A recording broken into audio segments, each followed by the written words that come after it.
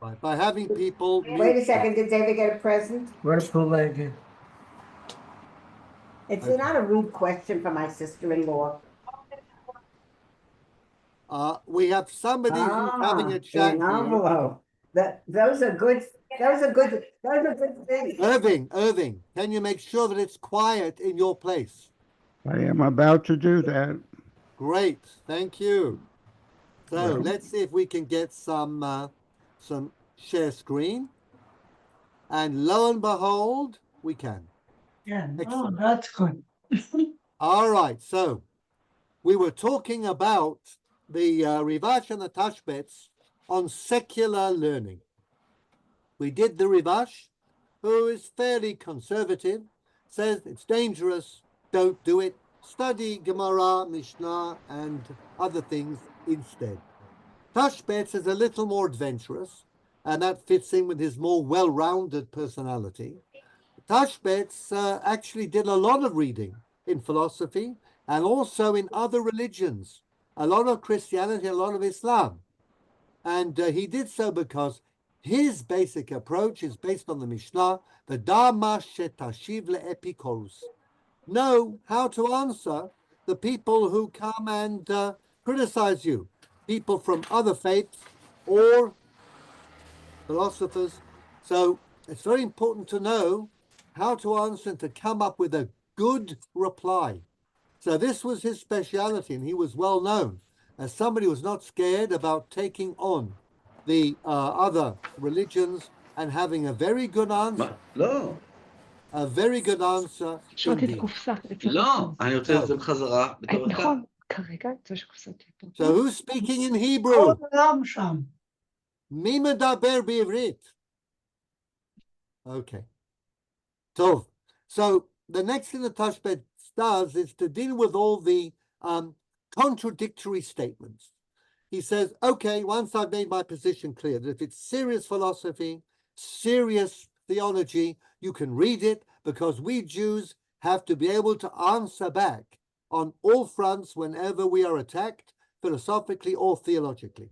But then he says we have some embarrassing texts. Rabbi Akiva in the Mishnah says that if you read Sarim Chitzoniyim, the external books, then you will not have a share in Olam Haba. That, of course, is something that we would not like. So we want to have a share in Olam Haba. So Tashbetz says that those Sarim Chitzoniyim are not serious books of philosophy or theology, but they are books like Ben Sira and Ben La'ana. And now we're going to take up the theme. Uchemo Sifrei Ha'arav Midivrei Hayamim, like Arabic books of history, legend, V'chen Sefrei Minim She'en Bahem Chochma, or heretical works that have no Chochma. Okay, Yonat, would you care to read from line 4 from the word Ella? Ella, Woodsman.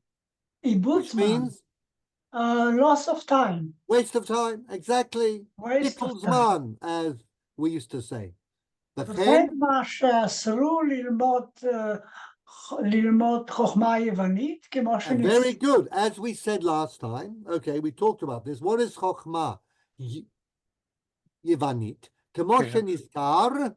כמו שנזכר בפרק מרובה, והאחרון מסוטה, לא אמרו זה על חוכמה שהיא על דרך חקירה שכלית. Wow, you've got a wonderful Hebrew. אלא על חוכמה שהייתה נוהגת באותו זמן לדבר בלשון רמיזה. As we said, חוכמה יוונית that was criticized is speaking in like code or a very sophisticated way of hinting. And that's all it is. It's not Greek wisdom. It's not Aristotle. It's not Plato. It's not Al-Farabi. It's not Ibn Sina. It is simply that type of very sophisticated hinting language. No, it's not sophistry either, because sophistry is not Lashon Rimiza. Sophistry simply is making very artificial arguments. But this is type of hints, okay, like codes, a code. Yonat, כמו שהוא נראה? כמו שהוא נראה בראשון מהחגיגה, ואף חוכמה זו מותרת הייתה. אלא מפני אותו מעשה הנזכר במנחות, פרק ד' או פרק רבי ישמעאל, פרק דף רבי ל"ד ישמעאל, עמוד ב'. Do you remember the story? We talked about this. Chochma Ivanit, they were talking, חוכמה יוונית. the rabbi in the court here, and there was a hint, okay? And as a result of the hint, talking about the war between Aristobulus and Pompey and Hyrcanus. Hyrcanus was with Pompey outside the wall of Jerusalem. Aristobulus was inside. And somehow a Greek managed to use this language of hints to get them to replace the offering of a sheep with a pig.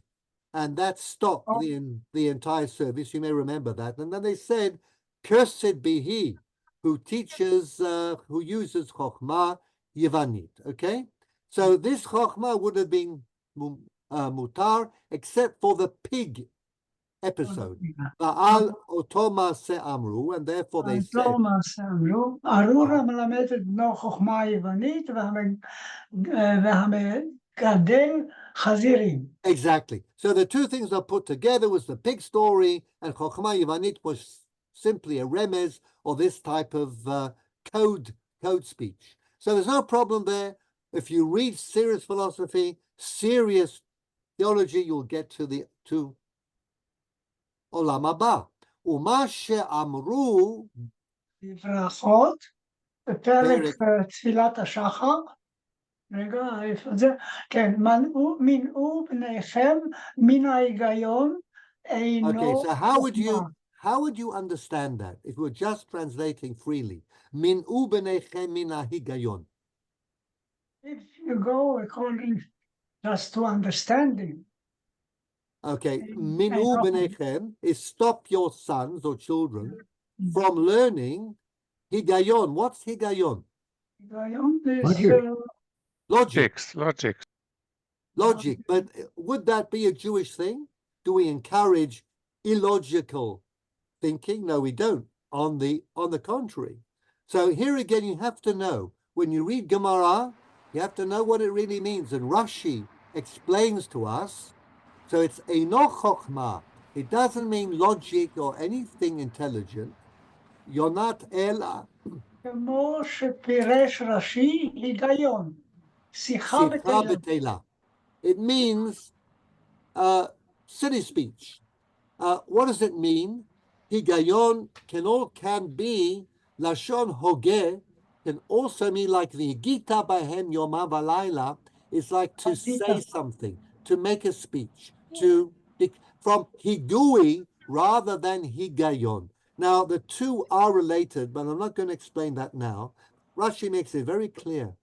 When we say minu b'nechem higayon, prevent your children from engaging in superficial declarations without thinking deeply.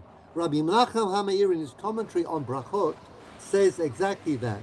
He says that when you teach your children to stand up and say, deliver a speech, without understanding what it really is, or reading a text and being a lazy thinker, then you are doing them a bad turn, because they will not become serious thinkers. So minu b'nechem higayon doesn't mean make them into illogical fools. It means encourage them to think deeply and avoid superficial recitation, knowing things by heart, but encourage them to think deeply and to question, to ask questions. And of course, the famous story told, and it actually was told originally by Isidore Rabbi, the famous Jewish physicist born in the Ukraine, brought up on the Lower East Side, who discovered MRI, magnetic resonance imaging.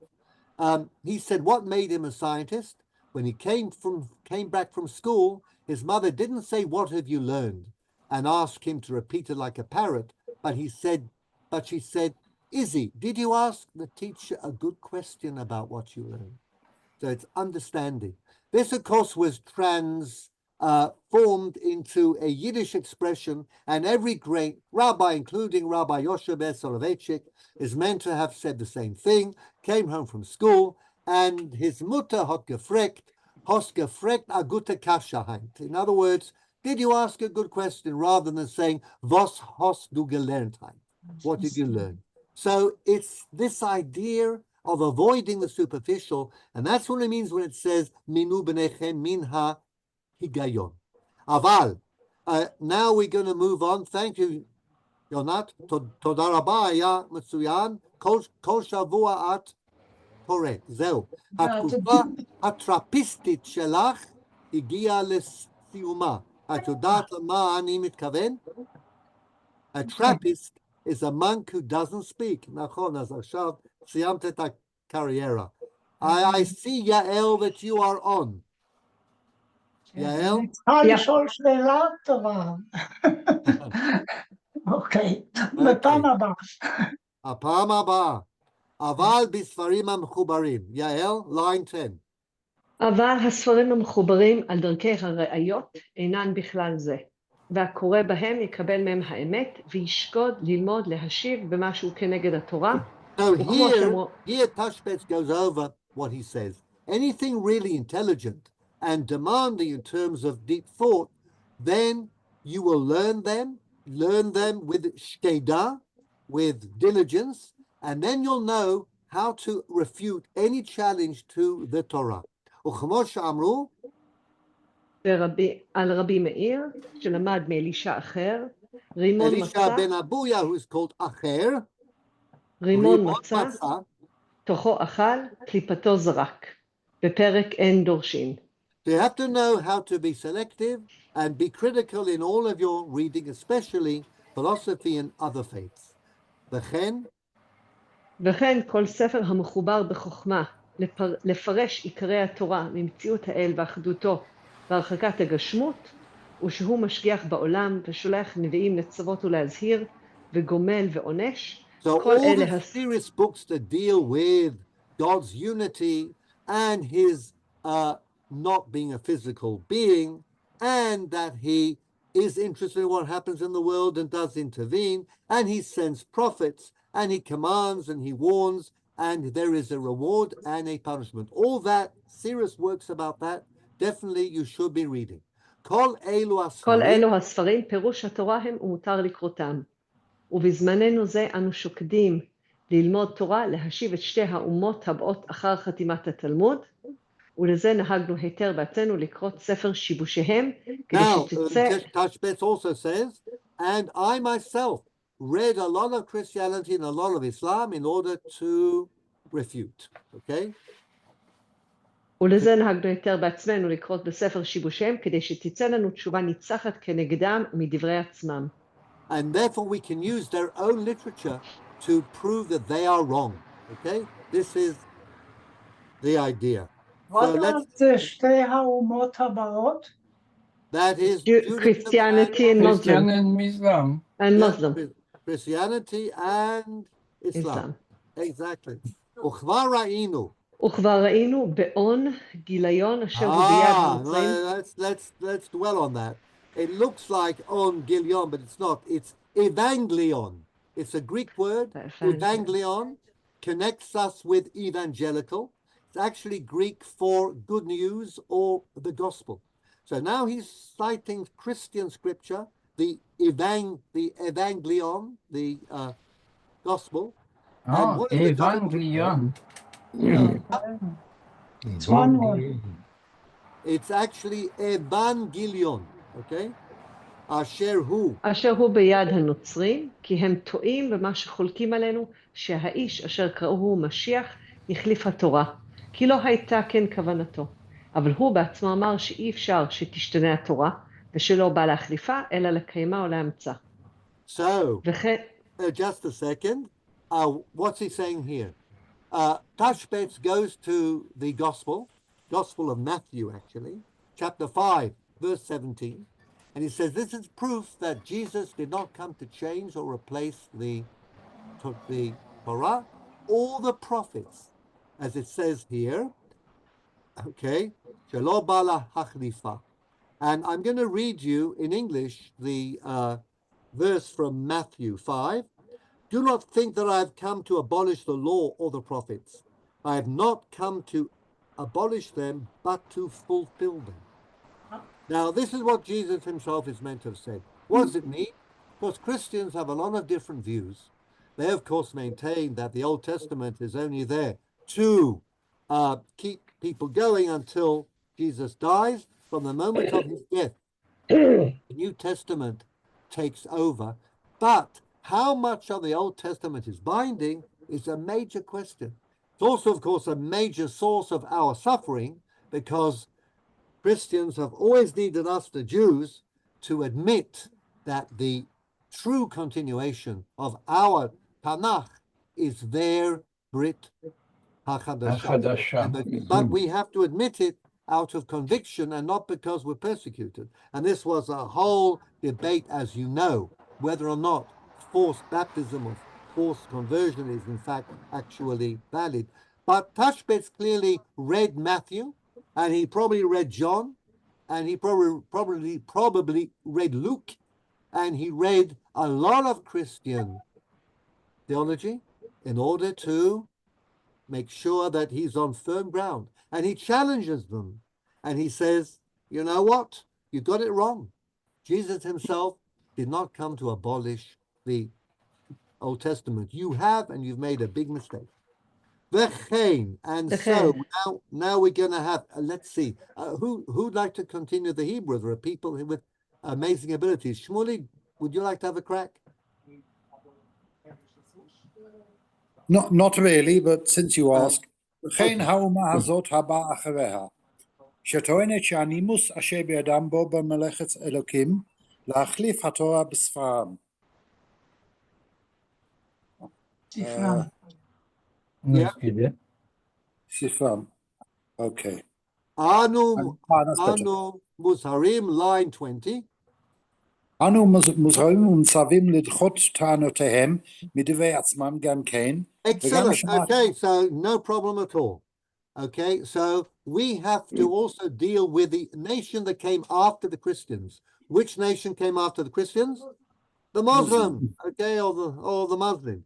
There too, we have to know their stuff in order to refute them. He doesn't even call it a scripture. He says hanimus. They're kind of, they're conventional literature, okay? And they say that came to replace the Torah as well. Well, we have to know Islam, and we have to prove from within Islam that that claim is false. וגם שמעתי. עתה, שופט תוניס אמר על המלך כי לא החלפנו אותה ולא רוצה לחזור מדבריו. והרגו המלך. Exactly. A Tunisian scholar, we're not sure who, told the king of Tunis that actually Muhammad copied all the Quran from the Torah, and we might as well keep the Torah rather than the new religion. What did the king do? What did the king do? He chopped off his head.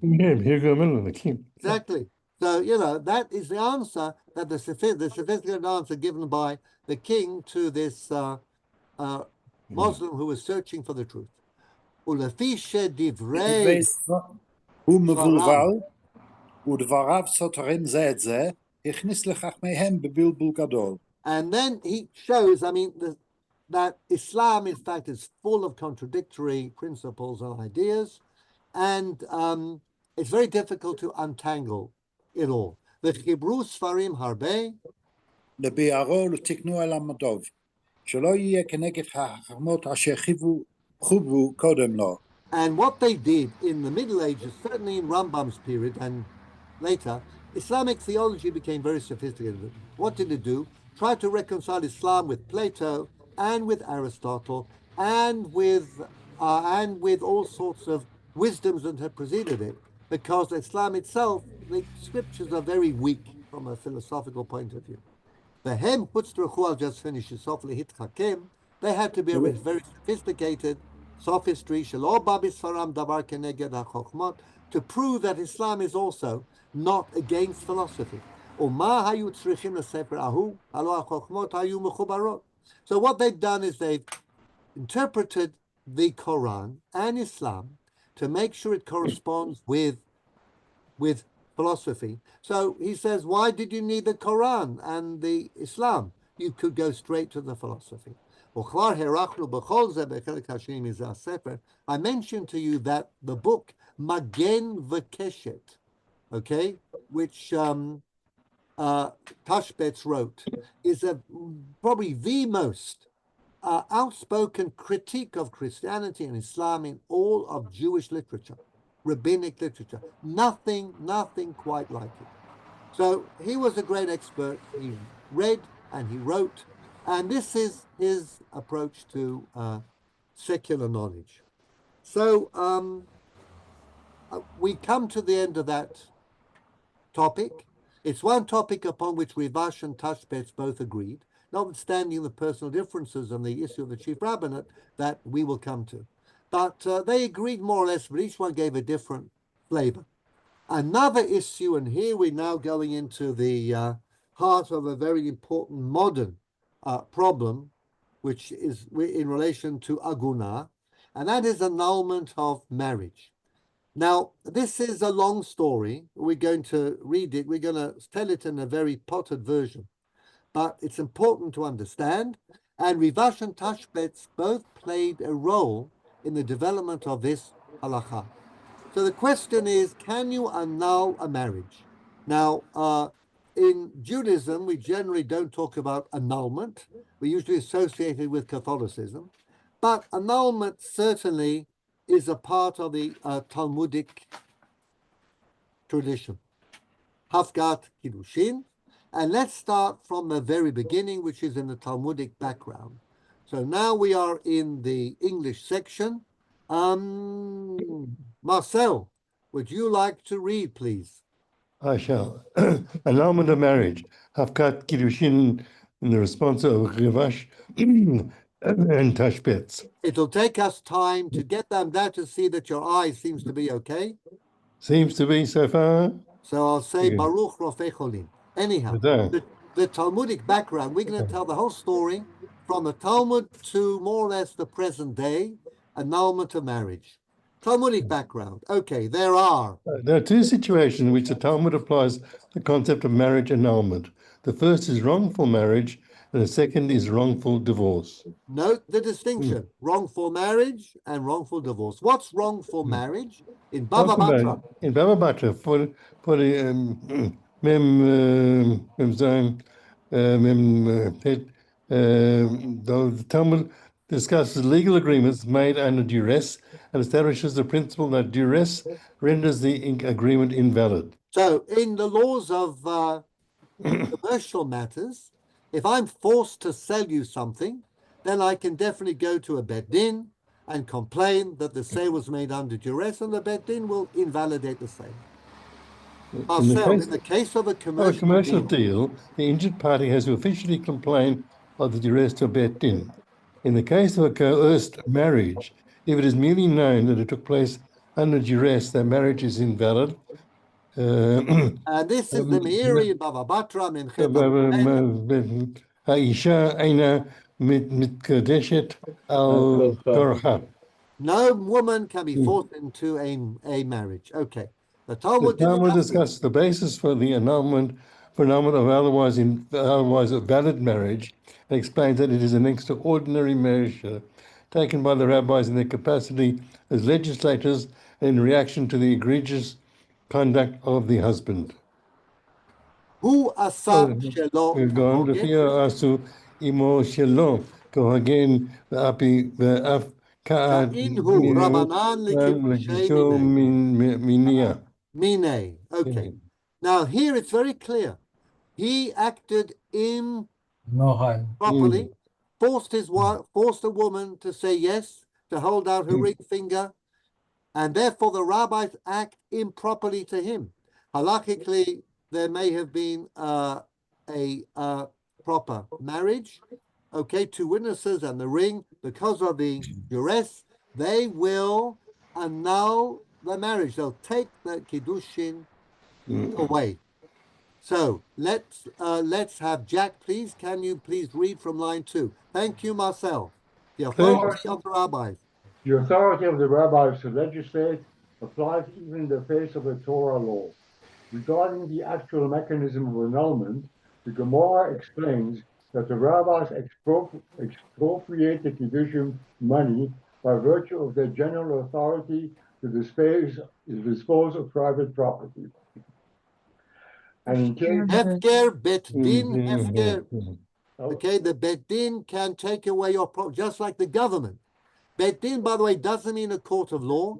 When we use the term bet din in halakha, it applies to the judiciary, the executive, and the legislature.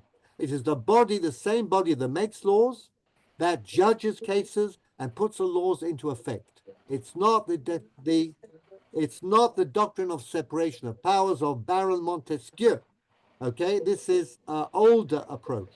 So a bet din can pass a law and say that the money you used for your kiddushin, actually we have taken it away from you because we wanted to use it to build a road or a bridge, and therefore it was no longer yours, and you cannot contract a valid marriage unless you give the woman something of value. That goes back to the Torah, because the Torah says ki yikach ish isha, and that kicha, taking, there means you have to engage in paying for your wife.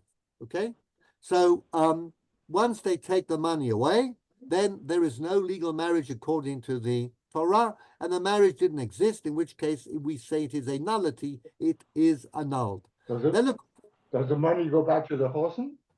No, the money is taken by the Bet Din and is given to the Department of Road Building. Ah, okay. He has lost his money even in the past. But this is not in the past. This is wrongful marriage. It's here and now. Yesterday, you married a woman and you applied force. Well, today we're taking your money away. Okay, we're saying that we have fined you or we've taken a tax from you. That money we're now going to collect, and you didn't own it. It happens to be the exact sum, the value of the ring, and you didn't own it at the time. We've passed a law retroactively that yesterday you owed that exact sum of money to us, the Bet Din, which is like the parliament, which is like the Supreme Court, which is like the executive, all rolled into one. So you lose the Kiddushin money, okay?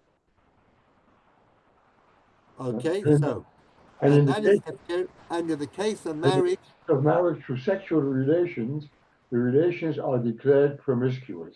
Now, we think of marriage as a sacred thing. We give you holiness to your sexual act, and there was a way of marrying through sexual relations. It's a little difficult to imagine, but you'd have to sort of appoint two witnesses.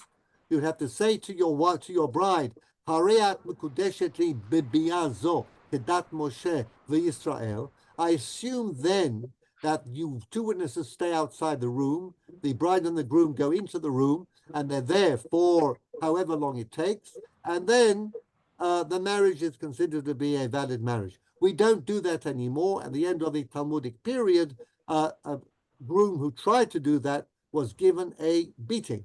But nevertheless, Kiddushay Biyah is an institution that exists, and the rabbis have the power to desanctify your sexual act, and they can deprive you of the money you used for the Kiddushin. And they do that in the case of wrongful marriage when you did something which they didn't approve of in relation to the marriage. For example, duress was applied to the bride. Okay, what kind of duress? That depends. That's a case-by-case thing. Okay, if there was any duress here, then you could complain, and the rabbis have the power to annul the marriage. We'll have a look at the case immediately, the case of the town of Naresh. So, Amale Ravina Ravashi, Teinach the Kaddish B'Kaspa. Now, the way that the rabbis use of getting around Torah laws, after all, marriage is a Torah law. The way of getting around that and a way of avoiding any issue of lot tinaf, not having people commit adultery, is to find a legal way of changing the relationship. Okay? So the rabbis are not saying that the prohibition of adultery no longer applies. They're saying that there are ways of getting around that by saying the status of being a married woman is taken away because of something that the husband did, okay? They went through the form of marriage. The bride didn't put out her ring finger, and the groom did place a ring on her finger, which was a valuable item. And he did say, Hareat Mekudesh Adi B'tabad Zo Kedat Moshe Israel. And there were two kosher witnesses to the act. But nevertheless, the rabbis will take away that kiddushin, whether it occurred in the form of a ring by saying this was, if you like, a back tax that you owed and it was never yours, or they will desanctify the sexual act. Okay? Now, Is she allowed to marry a Kohen? and she will be allowed to marry a Kohen. You've stolen my thunder. We're going to read that in the Meiri on line 25 and 26. Okay, exactly the question, Jack. Now, let's see. Shavei Ramanan lebilato bilatznu. Okay, so we have done that. In Yevamot 110a. Who do we have? Bernie, would you like to read? Line 8, Yevamot 110a. In Yevamot 110a, the Talmud applies a similar approach to a case involving the abduction of an apparently willing bride. Abduction of an apparently willing bride, Deb, okay? This is an interesting case. In Naresh. In Naresh, origin of Narishkeit, is it? No, it's not Narishkeit, Ian. I'm shocked to my core to hear you suggest that in the Gemara there is Narishkeit. Reminds me of my old Rebbe in Stafford Hill, who had a particularly obstreperous Talmud.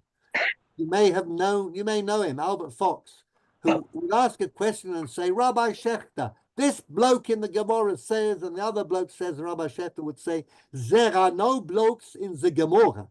So there we are. There are no Narishkeiten in the Gemara. I'm shocked to my very fiber of my being. Oh, I did. Right. Okay. So you have to check your chicken soup on Friday night to make sure that it is not okay. Let us continue. In Naresh, on a town situated on the banks of the Euphrates, south of the old city of Babylon and of Surah, the great center of the Talmud and Yeshiva, a girl was betrothed while still a minor. When she became of age, her fiancé made, at that time it would be her husband, her fiancé made preparations to finalize the marriage under the chuppah. But before that happened, another man kidnapped her, and she married him instead. And she might have done that willingly. Now why did I use the term fiancé? We're talking about the period when marriage was divided up into two separate stages, Erusin and Kiddushin. You could do Erusin on a minor, on a girl who was unable to be married. You only live together with your bride once the Nisuin, once the chuppah had been set up, and you'd have the Nisuin. Erusin could take a long time. The idea was, in the old days, when a lot of financial insecurity and insecurity in life in general, you secured marriages very early on. And something we don't do. Today we combine Erusin and Kiddushin, the same ceremony, and you know that we make Birchot Erusin at the beginning, then we make Birchot Nisuin at the end. So it's all wrapped up in the same package. But this was a case in which there was no evidence of duress.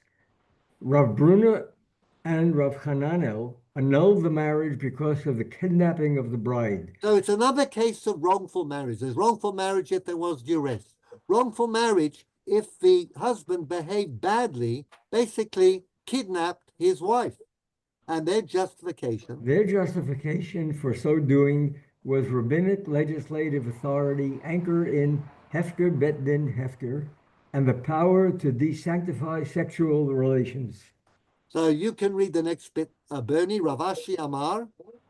Rashi Amar, Hu Asa Shalok Hogan. Lefikach Asubo Shalok Hogan.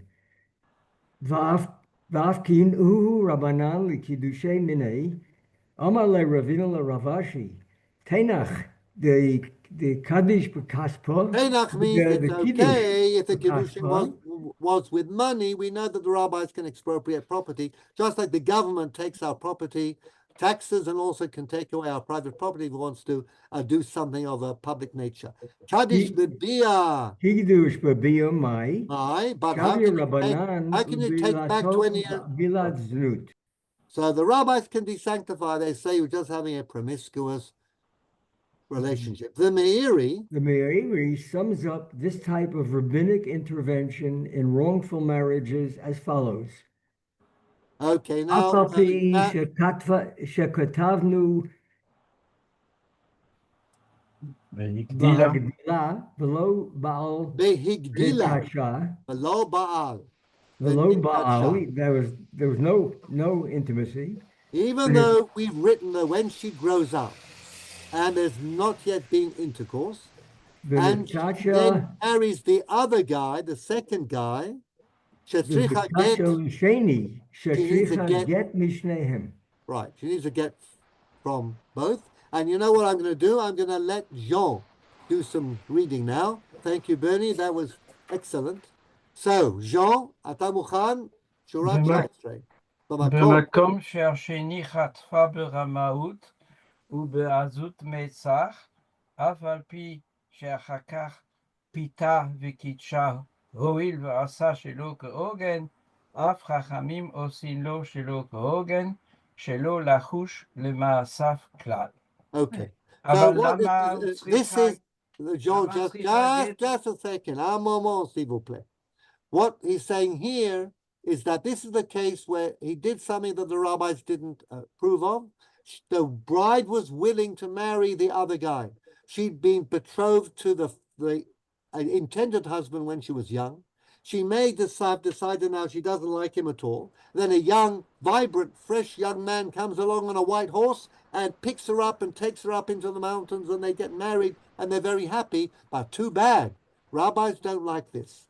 So they say this is a kidnapped bride and we're going to annul the marriage, okay? He acted improperly. The rabbis also, as it were, act improperly, and they undo the marriage. והוא שאמרו כאן, אבל למה צריכה גט מן הראשון? כי היא מאורסת לו. אבל זה לא אירוסין דאורייתא, זה אירוסין לקטנה, זה סמלי. זה, כן, אבל הנוהג היה גם גט, אוקיי? אבל לא היו להם יחסים בכלל. נכון, אבל זה לא משנה, it doesn't matter. The money was paid, okay, the father got the kiddushin, and therefore she is on hold, and to be safe, we actually asked for a get, okay? Alors, הוא שאמרו כאן, ההיא דהווה בנרש דאיקדישי כשהיא קטנה וגדלה, והוטבוה הכורסיה, and she was placed. They sat them in a special chair. Exactly, she was going to sit in the bride's chair under the chuppah, but what happened? וחטפה מיני, ולא יצרכוה גיטה מבטרה. And then the case where he kidnapped the bride, then we don't require a get. ומפני שהוא עשה שלא כהוגן, עשו לו שלא כהוגן, ואף כאילו לקידושי מיני. אם בכסף, באף קורא ממונה, ונמצא שלא נתן לה כלום. Again, the same thing, the mechanism is the rabbis have the power to take away your property, including your money. And they'll say, the money that you used actually was owed to us because it was like a tax or a fine, whatever it was, it wasn't yours. And therefore, there's no valid marriage here. There's no kicha. There's no giving of something of value to the bride. Okay. Ve'im bebi'ah. Ve'im be'ilat znut. Be'ilat znut. And the rabbis say, we have the power because marriage, kedat Moshe Israel, means that we, the rabbis, run marriages. If we say we're not going to give you our approval, then we're not going to give you our approval. And the act that you did have of intercourse is a bilat znut. וקידושי שטר. Donc, Amérique כנראה פה מקשה, ואומר וקידושי שטר, מי איני יודע במה מפקיעין אותם. I don't know what we're going to do with a star. A star is not a davar kadosh, and it's not money. So what power do the rabbis have to nullify a legal document? Meiri leaves that open, but he says Ela. The argument of Loplug. Once you have a certain principle, you apply it, even though some of the cases might present a problem. It's a very good question. Kiddushei shtar, although we don't do it much in the old days, they did. There's no really good answer. If you're interested, you can look up all the various answers. But here is the bit, Jack, that you asked for. ואחר שהופקעו הקידושים להוציאה בלא גט, מותרת לחזור לראשון. זה כנראה זה כבר מסקנת המאירי. אפילו היה כהן, ואין כאן גרושה לכהן. Okay, Jack? Cohen? The question, no problem. If after the annulment or after the get, which or whatever, what if it's a couple decides we want to get married anyway and they renew their marriage? They can. They can. They can. Sure. They don't renew, they redo.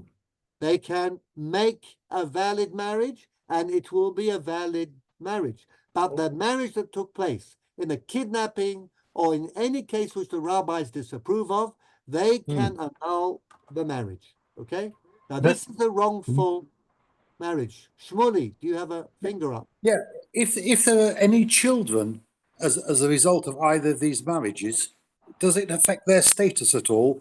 That No. Single Jews can bring children into the world. They will not be mamzerim. There's no such thing as a mamzer as being brought out of wedlock in Jewish law. So if a Jewish man sleeps with a Jewish woman who is permitted to him, she is not a married Jewish woman, then the child is perfectly kosher. Perfectly kosher. Okay? But the last sentence of the Meiri is not in the Gemara, it is his own reasoning. It is his own reasoning, but it is in common with many other Rishonim. Yes, I just cited the Meiri because I like the Meiri, and its Hebrew is fairly clear, and is generally very sensible.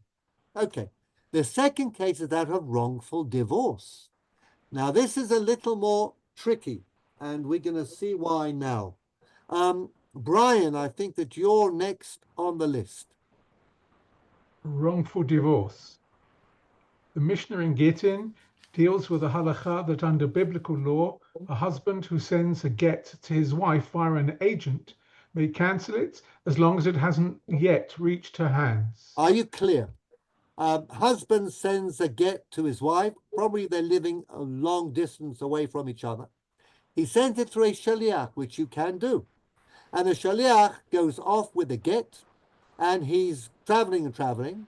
Before the get gets to the wife's hands, the husband convenes the bet din where he is and says, Dayanim, I officially renounce my intention to divorce, and that bit of parchment with 12 lines, okay, get, tet plus 3, that my wife is going to get is worthless piece of parchment.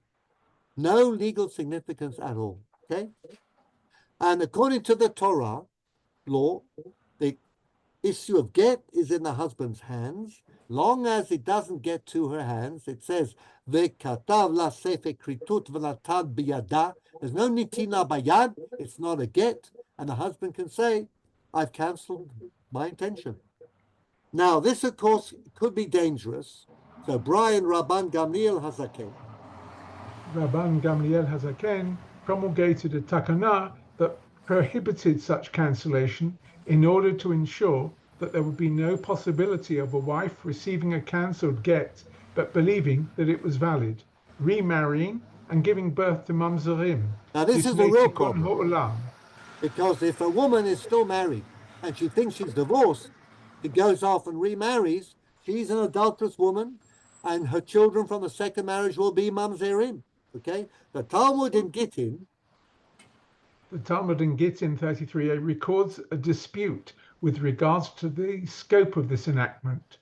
according to Rabbi Judah Hanassi, if the enactment was violated and the husband cancelled the get in the wife's absence, the cancellation is nevertheless effective, and the woman is not allowed to remarry. But say she doesn't know, then there's a problem. Robert Vassell, can you please chime in? Line 33. No, line 35. Rabbi Simon Ben Gamliel. We can't hear you. Robert, we can't hear you. No sound. Okay. Ian, Taylor. Yeah, I'm here. Good. Line 35, Rabbi Simon. Rabbi Shimon ben Gamliel objected to this view, arguing that if that is the case, then of what value is the authority of the Beth Din to legislate? Yeah. Implication here is that the get will be valid, notwithstanding the husband's cancellation of his intention to divorce.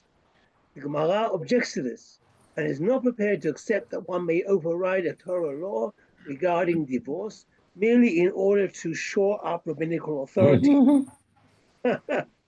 It then explains that since all marriages are conditional upon rabbinical approval, called Mekadesh Adata, the Rabbanan Mekadesh, and one of these conditions is not to cancel a get unbeknown to the wife, the husband is in breach of the conditions under which he married, and his marriage is annulled. So here, it doesn't say, Hu asar shelo kahogen, v'afkinu rabbanan lekidushen minei. Here, the approach actually is a different one. It's a matter of condition. Because here we're talking about undoing a marriage perhaps 20 years or 30 years after it was started. So here, what we're saying is that marriages are conditional. And any time in the future, 50 years after your wedding, if you broke a condition and brought rabbinic disapproval, the marriage could be undone retroactively, okay? So the Gemara uses different terminology to reflect this difference, but the idea is that the get, of course, it's not going to be a valid get, because the Torah says it's not a get. But the rabbis say, because you did that and you put your wife in terrible danger, we are going to punish you by annulling your marriage, okay? And the retroactive is also has punitive financial implications. It doesn't have punitive financial implications, except that the marriage is not a valid marriage. The woman, so the woman was considered not to be a married woman at all. The wedding, as it were, never took place. So she goes back to being a free woman, okay? Now, things like Tubah are no longer relevant, okay? But what's most important to her is the freedom to remarry and to produce children.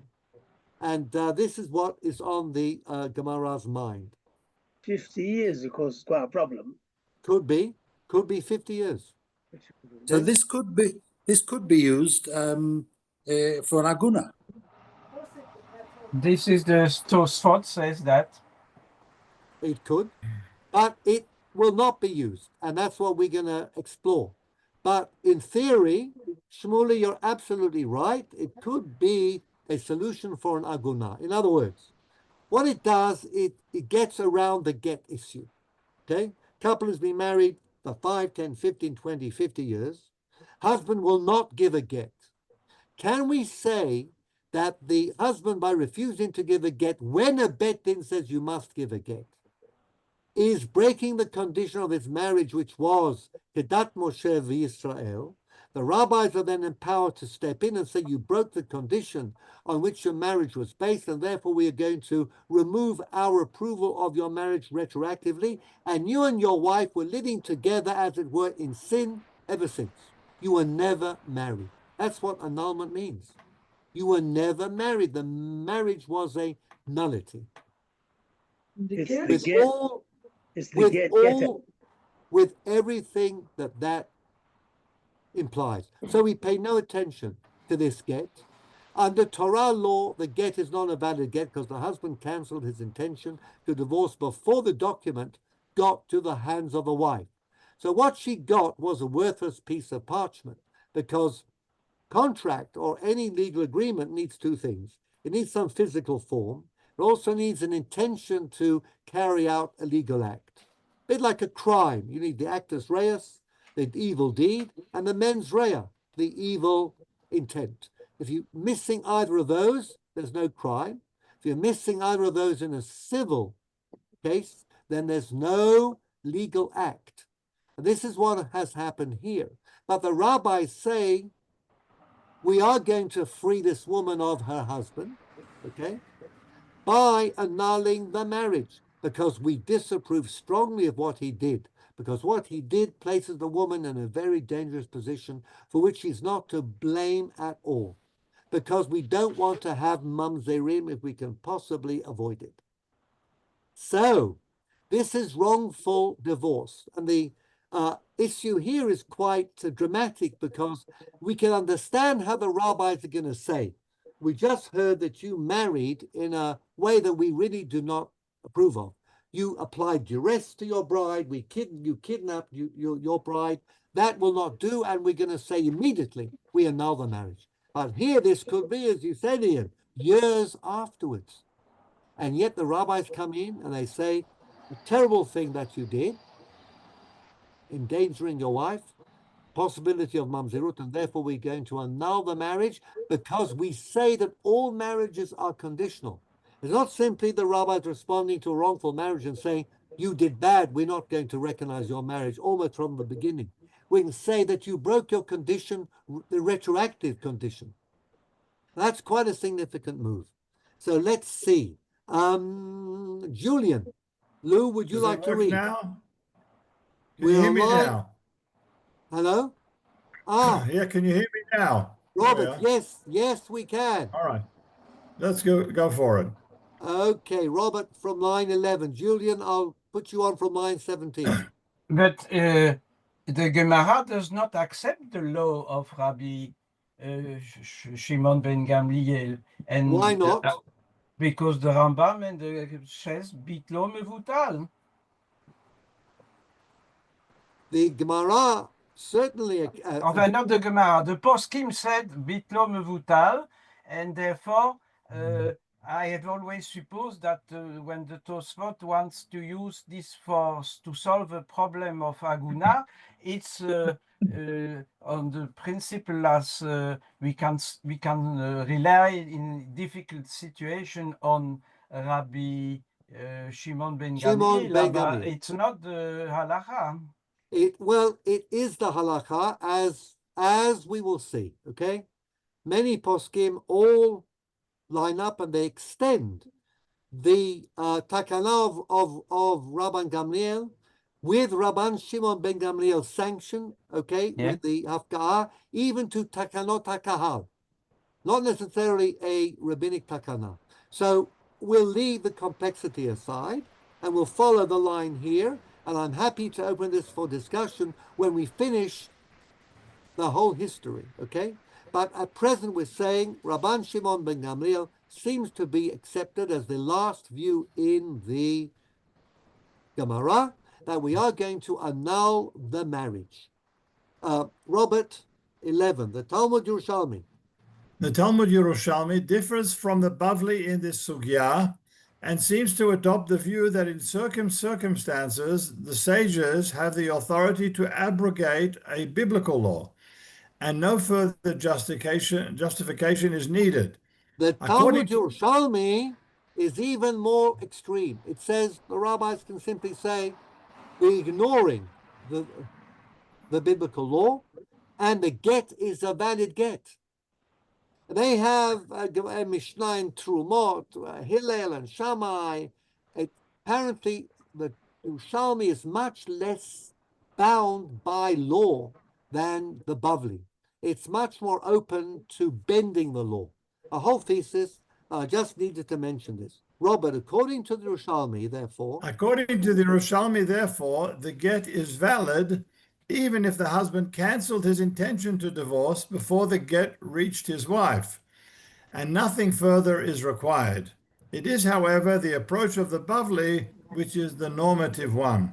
In other words, what the Bavli says is that we accept the Torah, that the Torah allows the husband to cancel. We can't get around that. So instead, we annul. But the Yerushalmi would say, we pay no attention to this bad man. He sent the get, too bad. He sent it by an agent. He loses his ability to cancel his intention to divorce. We simply punish him outright. But the Bavli is much more careful about the rules, less about the people.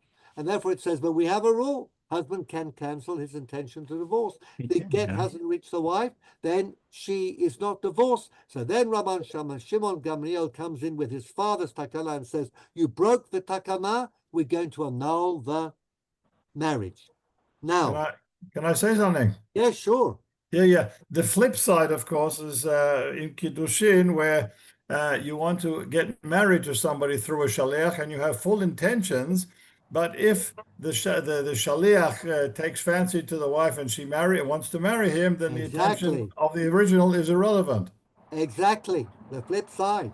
Again, because we don't want to have a situation where a woman is married to two men.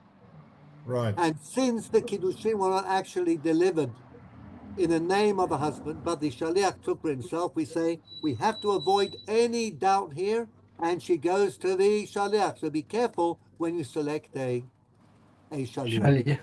Okay, Julian, the notion that, line 17. Can I say something? Hello? Yeah, can I say something? What about Absolutely, you're not. What about modern times? If you send her the get by email. You cannot send a mail by email. You cannot send a get by email. You have to give it into her hands physically. Okay? It's the same as the shaliach. No, not for purposes of Jewish law. It's a bit like there's no kinyan dvarim. You cannot pass property with words alone, and therefore when you sell your chametz on Pesach, you still have to pick up the pen, and the chatan at the chosen's tish still has to pick something up. Okay? We insist that for these legal acts, we need the old-fashioned Talmudic approach, and we will not have anything newfangled. But you can sell and buy by a click on the computer, because those are ginei mamonot. All right, let's see if we can get the last point in. Julian, I'm trying again. Third time lucky. Line 17. The notion that a completely valid marriage may be annulled retroactively, even after a passage of many years, seems to stretch the principle of rabbinical control of marriage and begins to look more like rabbinical intervention in the get process, which the Torah unequivocally placed within the sole jurisdiction of the husband.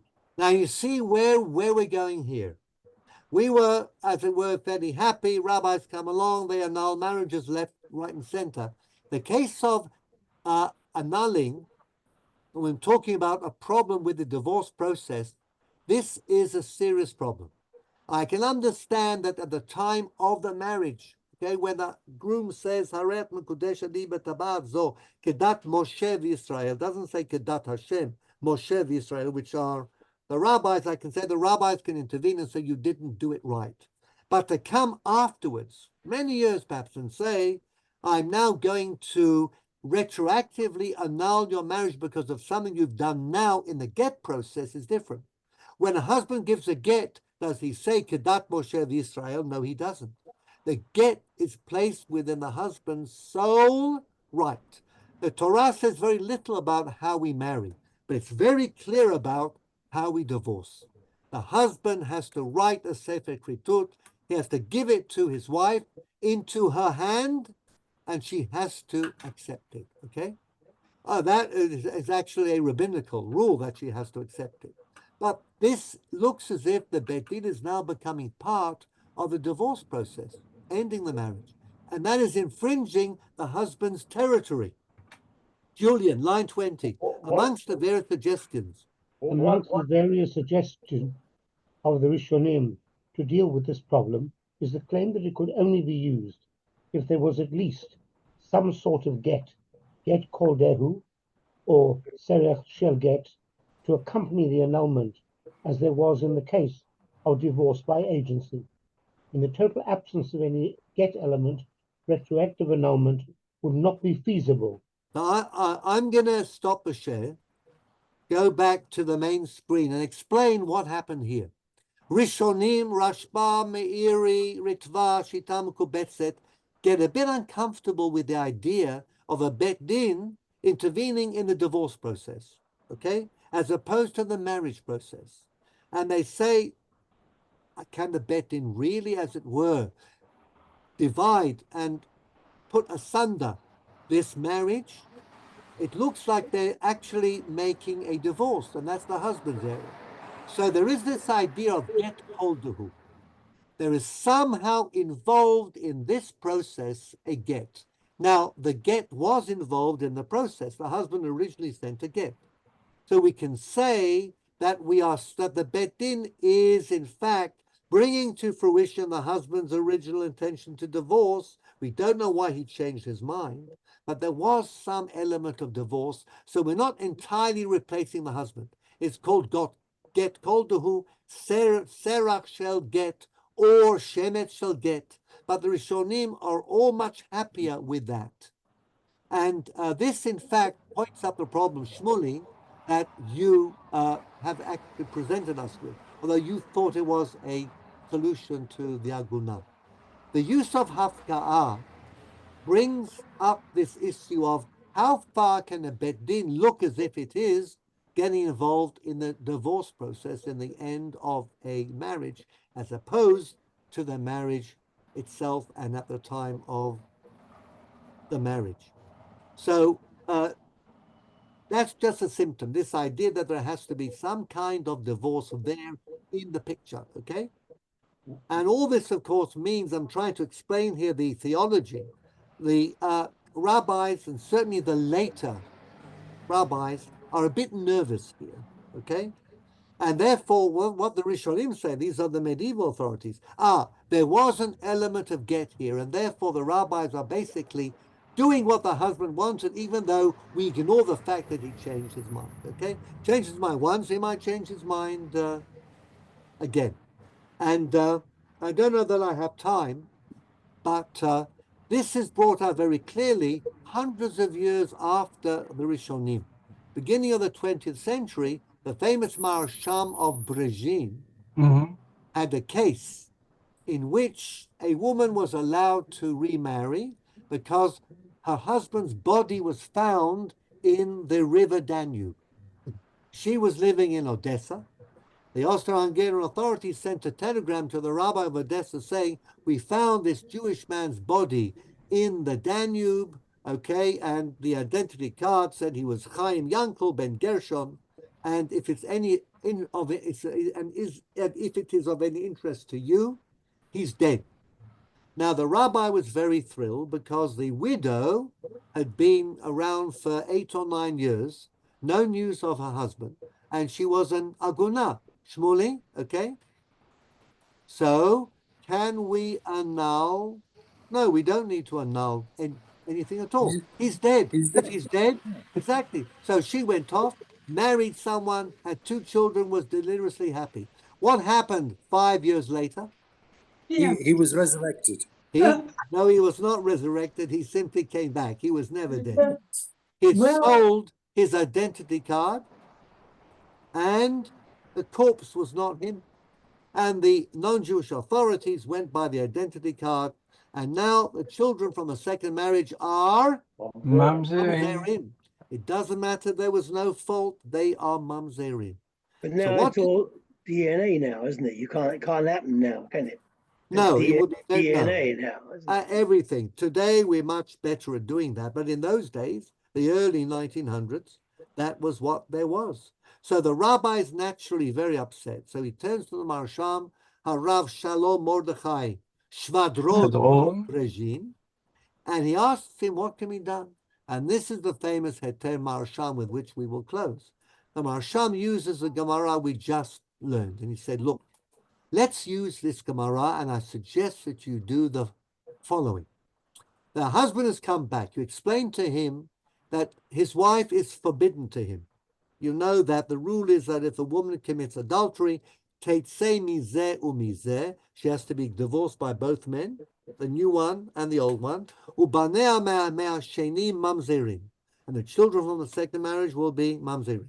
Explain to him that he can never, and the best thing he can do is to go along with his plan. What's the plan?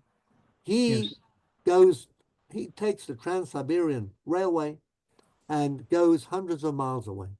Stop off at a hotel together with a rabbi, a bet din, a sofer, and parchment. When they get into the hotel, the rabbi says to the first husband, write your wife a get. And the sofer of the bet din obliges. The husband states that this is his intention to divorce his wife. It's a kosher get. Then they have a shaliach who takes the get, gets back on the Trans-Siberian Railway, and goes hundreds of miles to where the wife is. Soon as the train has left the station, what does the rabbi say to the first husband? Change your mind. Change your mind. Cancel your intention to divorce.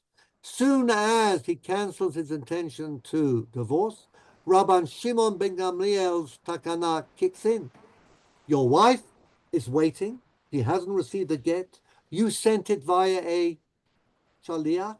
There is no intention to divorce now. Therefore, you are endangering her. She doesn't know that the get she's going to get is not valid. We're going to annul the marriage, hafgaat kiddushin. And it was presumably done with the ring. That money, hefker bet din hefker, now goes to the rabbinical bet din, was never yours. You were never married for all the years. Doesn't matter how many, 5, 6, 7 years or so. Okay, and it was 7 plus 5 is about 13 years ago. Marriage took place. Now we have annulled it, and the woman's first marriage is to the second man.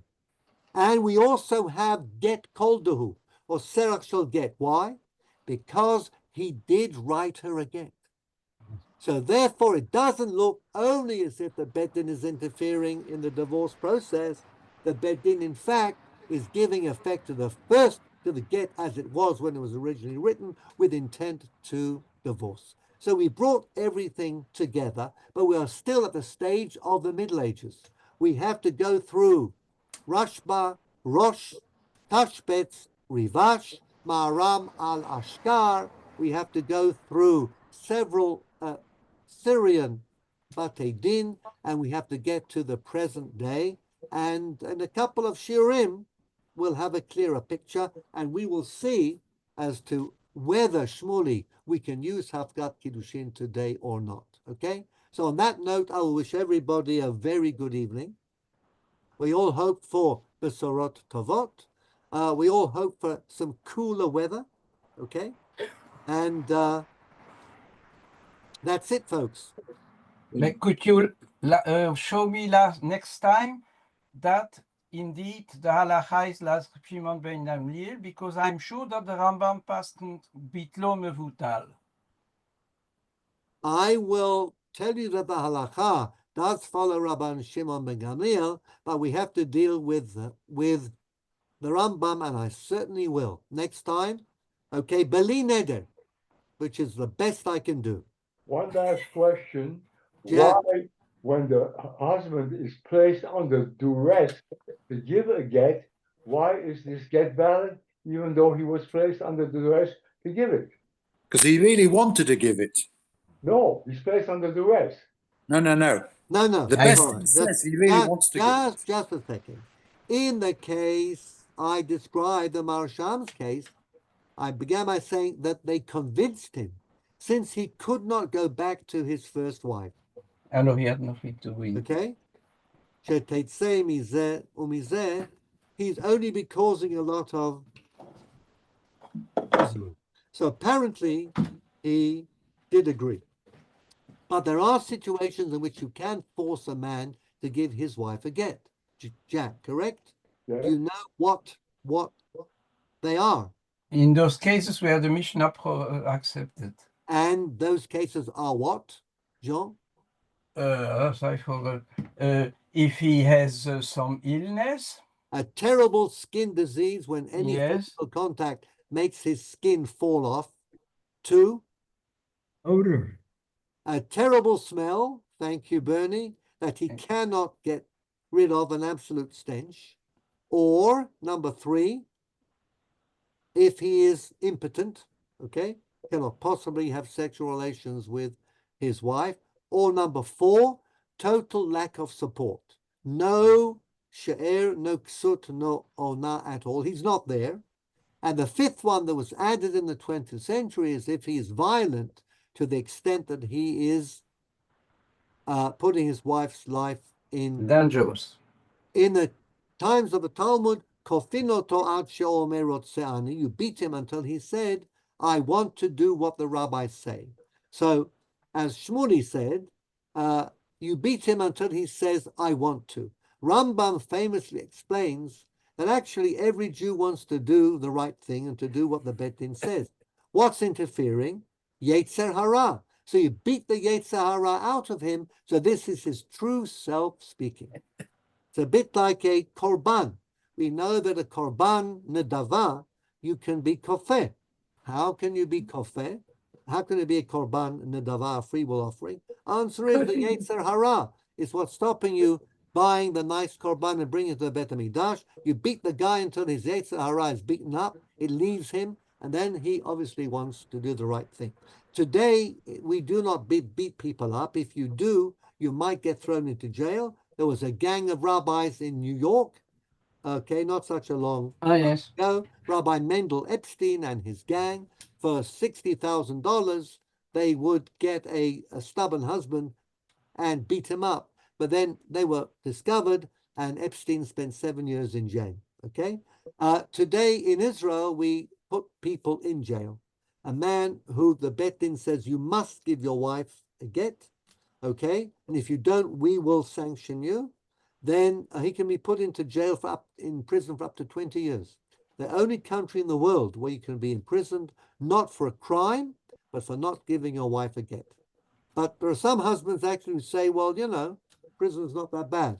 I get my food, I get a bed, I get pleasant company, and I want my wife to suffer, which is a lot better than being married. What happens? Thank you, Ian.